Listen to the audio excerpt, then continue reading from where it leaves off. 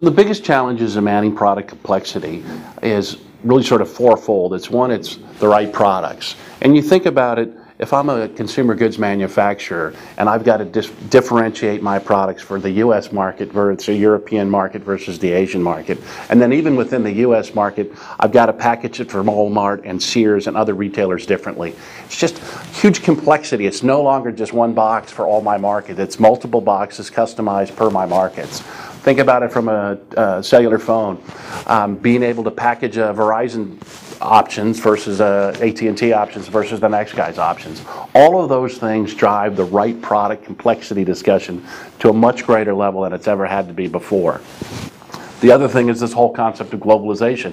When you say globalization, it's demand coming in for features and functions for your products. It could mean resources coming from all over the world. It could mean having software development facilities in 5 or 6 continents and manufacturing facilities in 5 or 6 continents, and being able to manage that product planning process in a single system. It's very, very difficult for organizations to do that, and it's very, very easy for things to slip through the cracks. Another one is this concept of componentization. You have to be able to share technologies, and you have to be able to share the investment. So maybe it's a software driver, maybe it's a hardware component that you want to use in multiple products. But if something changes with that driver, or a hardware component changes from your supply chain, how do you alert everybody in the product planning process of that change and allow them to actively respond to it? These are the things that really drive complexity. And the other one, just as I described this whole global view, when I'm trying to build a project plan for a new product and I'm looking at resources around the world, and I may need a list of skill sets, I might have those in China, I might have them in Israel, I might have them in Europe, I might have them in the US. Being able to look for those resources to plan optimally on how best to deliver that product is a very, very challenging thing. The penalty of not getting the complexity problem solved, the marketplace is forcing us all to do the same thing. They want compressed cycle times. They want more functionality faster. They want more models, not one annually. They want to see more versions of product.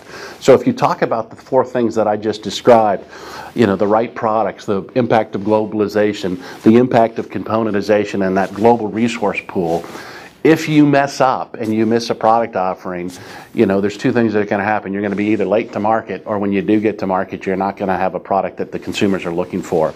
And that's just a direct impact to bottom line. You can be off on a lot of things in your business, but if you're off on product, there's not a lot you can do to take that one back.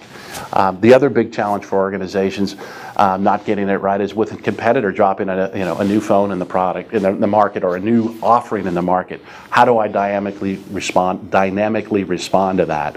Another big challenge, and being a laggard in today's economy is not the place that you want to be. You want to be in the forefront of innovation. You want to be the one that gets more functionality to market faster, and you want to be right on tune with what your market's looking for. Very, very significant impact.